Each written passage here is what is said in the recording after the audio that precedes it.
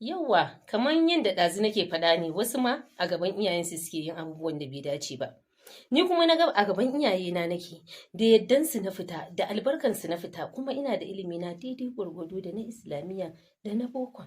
Daidai gwargwado iya fahimta na yanda Allah ya yi min ina da shi a ƙwaƙwalwata. Ni ba jahila ba ce, na san me nake yi, ba sai kuma na fito duniya na ce na san me nake yi ba. Yau wanda ya isa shi ne har ake zama a yi maganarsa. Wanda bai isa ba, ba a san yana yi ba.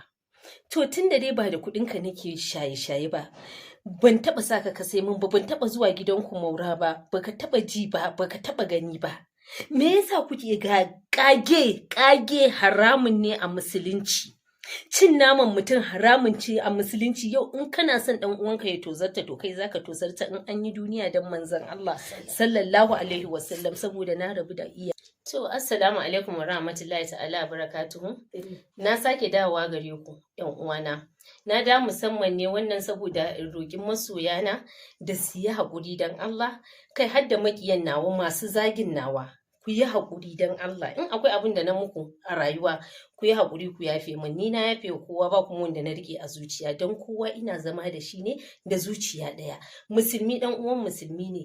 Duk ‘yan uwana ne ku, ba wanda ni nake ki, ba wanda kuma na zaɓa, kuma duk abin da zan yi yau ya ɓata muku rai, ba ran so shi ba. Akwai masu mun faɗan yanda ya dace, akwai waɗanda suke bin way ɗin da bai dace ba. But nobody is perfect a cikin duniya. Kuma sannan ba a kai na aka fara wannan abun ba a kai na da a daina ba. Shikenan kai a rayuwa ba za ka zauna ka zama ka having free ɗinka ka kamin gefen kanka a site ba, sai mutane kawai a dinga shiga nan a fita. Assalamu alaikum wa rahmatullahi ta'ala wa barakatuh. Ina miƙa gaisuwa na ga kowa da kowa. Yayuna, iyayena, ƙannena, masoyana, ƴan uwana da baki ɗaya.